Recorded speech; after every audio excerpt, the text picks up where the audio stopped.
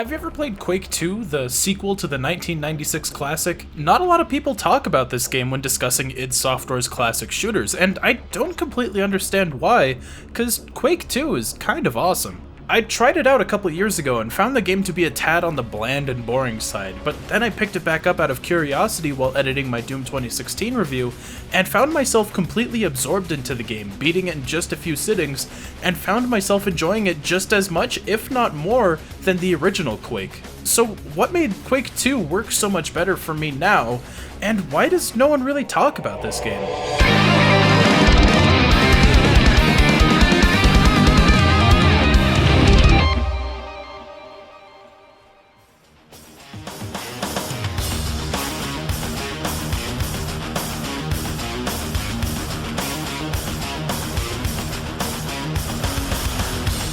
Alright, let's just address the elephant in the room before we get any further. This is the first in-house id game to be produced without the aid of John Romero. Technically, Doom 64 was the first, however that game was almost entirely produced by Midway, so that doesn't really count. Some have said that Quake 2 lacks the charm that many id games are known for because of Romero's absence, and I used to agree with this, but now I'm not entirely sure about that. I suppose that this could be because of the game's switch to a more sci-fi oriented premise instead of satanic Gothic foundation the series started on, but there's a reason for that. Quake 2 was never intended to be Quake 2, instead being a totally original IP just running off of Quake's engine. But when the team over at id couldn't come up with a title for the game, they just decided to make it a sequel to the Gothic shooter. There are some theories as to whether or not these games are connected at all story-wise, considering that you can find some crates in the first Quake with the Strog's logo on it, but I think that's more of a coincidence, and the team making Quake 2 just really liked that logo and adopted it for the villains of the sequel. It's fun to think about though. But Quake 2 is more than just Quake repackaged as a science fiction shooter, and does bring some new gameplay elements to the table, with the biggest being its use of maps and units. Where Doom and Quake 1 had very obstacle course-esque styles of level design with the maps loading in between levels, Quake 2's approach to maps is a bit different. There's only 10 levels in the game, but they're much larger than the average id shooter, being divided into several maps each connected by triggers that can lead into each other seamlessly. You might walk into a loading zone for another area, complete an objective, and have to go back into a previous loading zone to progress, which is a first for the company, something that future shooters would adopt and expand upon tenfold. And this also opens the door for more complex level objectives, instead of just reaching the end with your assortment of colored keycards. There are still colored keycards, sure, but there are some areas where you have to steal power cores from another part of the map and bring them over to power bridges and other mechanisms to help you progress through the Strog's strongholds, with possibly the best presentation of immersion that id Software has produced up until this point. That's not to say that Quake 2 is perfect though, as a lot of the environments throughout the game tend to look identical to each other, and same to some of the Strogs themselves, since some of them are wearing the same headpiece, forcing you to sometimes look closely to tell certain enemies apart. Thankfully, only a few enemies have this problem, and most are recognizable from a glance, with one of my favorite additions to the game to have visible battle damage as you whittle their health down. You can see chunks of them flying off and cracks in their armor showing that they're near death, which really helps sell the fact that you're ripping down this alien force. Enemies once again have pain chances like in Doom, however I feel like it's much more generous this time around, with the Railgun practically guaranteeing an enemy to stagger once they're hit, though the chance is lower or higher depending on the difficulty you play on. And on top of that, some enemies will attack you as they're dying if they're not jibbed. Heavy gunners will fire aimlessly if their head is blown off. Grunts will fire at you just before they're dying, which leads to you firing at their bodies to make sure if they're dead, which I can't help but feel is a war crime. Oh my god. The premise of Quake 2 is a bit different from the demons and Gothic monstrosities that we've battled before in these id shooters. Quake 2 focuses on the conflicts of an interplanetary war between humanity and the Strog, a hostile cybernetic alien race that harvests body parts from their victims and fits them with cybernetics, effectively converting them into more of their kind, with excess body parts they don't need being ground up and turned into nutrients for their soldiers. You play as Bitter Man, taking the battle to the Strog homeworld, but as your pod gets shot down by the big gun, it's up to you to venture from the outskirts of the Strog cities, collecting weapons and equipment to take down Macron, the leader of the Strog. In his quest, Bitterman will destroy the Strog's defenses from the inside, shut down the Strogification centers, which turns prisoners and corpses into new Strog, and cripple the Strog's big gun. There aren't really any bosses in Quake 2, but there are boss-like encounters. You will be locked in a room and forced to take down this large enemy type you haven't encountered yet, but shortly after that same enemy will become a common encounter, often in parallel with Bitterman's arsenal growing in size. Which, might I add, he holds his gun off to the side like other modern games. This is the first time id Software's done that, though games like Duke Nukem beat him to it, sorry guys. Most of the classic weapons are back, from the shotgun, the chain gun, and the plasma rifle, now renamed the Hyper Blaster, to the super shotgun returning once again, which also was my weapon of choice for most of the game, but it's not nearly as broken as Doom 2's super shotgun. The rocket launcher returns, but I didn't find myself rocket jumping all that often throughout the campaign, and even then not really using the rocket launcher itself. I felt the blast radius wasn't all that great, and really only used it when I had the large surplus of rockets that I needed to burn through. The grenade launcher returns from Quake 1 with the sexiest sound design you could imagine.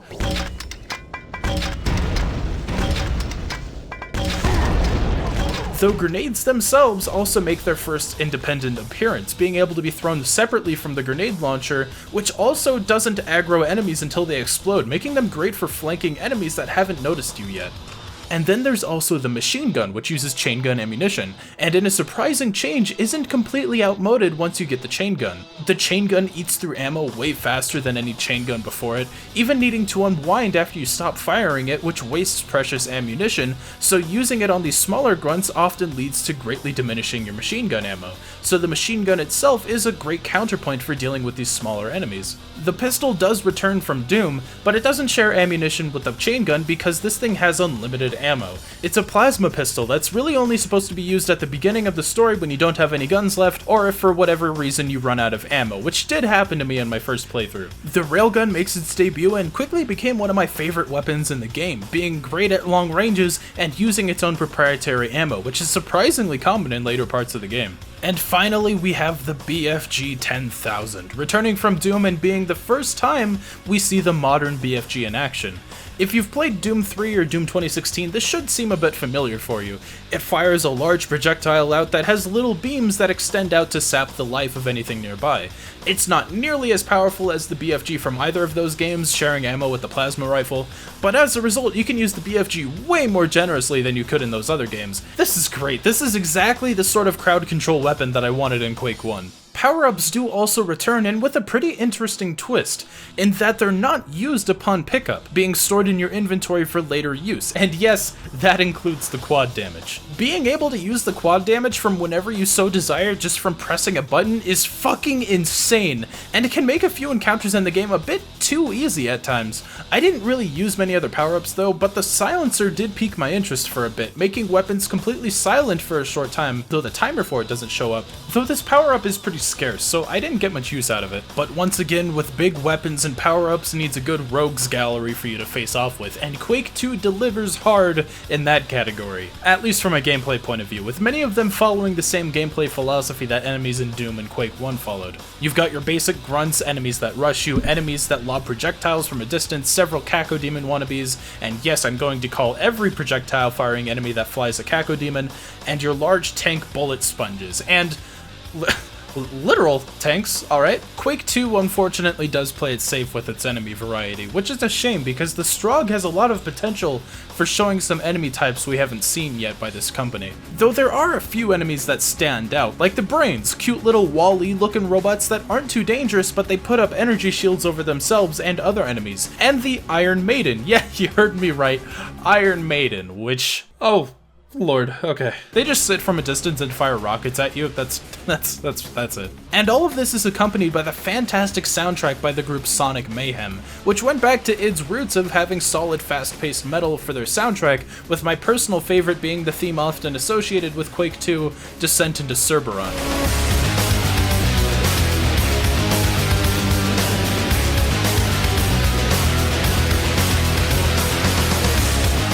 I do have a couple complaints with the soundtrack though, with that being that the song just ends. It doesn't loop very well, and when the song ends to restart, it is a little jarring and a bit immersion breaking. The music also likes to stop when you finish an objective, which is fine I suppose for telling you that you have to move on.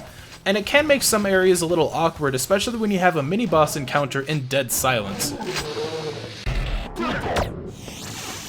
I do also think that the soundtrack is a bit too overpowering at times. Like, this music is constantly trying to pump up your adrenaline, so if you're playing in long sessions, I actually find the soundtrack a little bit exhausting in that way. The soundtrack also won't be available if you first download the game, assuming you're using Steam, which is one of the reasons why I used the Yagami source port of the game. It's just a quick install, and to my knowledge, it just makes the game playable at modern monitor resolutions. I'll leave a link to the source port in the pinned comment. Bitterman destroys the black hole generator, keeping the Strog's fortresses in check, and with that, it's finally time to take the battle to Macrons Palace, which is littered with Quake logos, so maybe they do worship Shub Demonetized. Macrons Palace is a gauntlet, with a ton of puzzles and larger tank commanders roaming the halls. This is the one level in the game that I did get lost in, and I found the level design to be not perfect, though I think the aesthetic works gorgeously for the final level. Macron escapes Bitterman, teleporting to a Strog space station, where Bitterman makes chase where the final battle takes place, a two-phase boss fight where he takes you on in a mech, and then steps out to deal with you himself. And in both phases, he wields a BFG. The fight is a bit too easy, and I think could have been made a bit more difficult, maybe by having some smaller grunts run around to distract you, or at the very least have some brains around to act as a shield for the guy. But it was a super fun fight regardless. Plus, I think Macron just looks really cool. He doesn't strike me as big bad guy compared to some of these other dudes, but I really like the design of him. Also, his brain is in his crotch. Once he's defeated, Bitterman is forced to evacuate the space station, and I actually got lost and found this Easter egg with all of the developers being showcased. John Carmack, you motherfucker! I knew you were behind this! Oh. Oh my lord. Bitterman escapes using the Strog escape pod, where he's jettisoned back into what I assume is the Strog homeworld, safe and sound, I think. I mean, it doesn't really matter because we never see this guy again to my knowledge, so cool. And then that's it, a solid PMG telling you that you, to the end. Cool. But that was Quake 2, a game that I can't help but think is overlooked in today's sort of retro revival of these sort of shooters. Quake 2 was a lot of fun, and though it's not as artistic as Quake 1, I found its gameplay to be just as good as classic Dooms and fixed a bunch of problems I had with Quake 1. I'm really glad I decided to sit back down and play this one. I understand that its larger maps and backtracking isn't everyone's cup of tea, but I found it quite enjoyable and found the level design to be surprisingly well crafted in some areas, using the environment in some areas to your advantage and having multiple pathways for you to travel upon. Maybe this video will make me lose some points with some of the id Software purists, and maybe I don't have a high enough IQ to fully appreciate the Gothic shooter of id Software's past, but I loved Quake 2, and I'm gonna stick by that. From its interesting premise to great gunplay, Quake 2 is a fun time all around, and if you're someone who's slept on this game before, I highly encourage you to go back and retry this beautiful masterpiece of a game.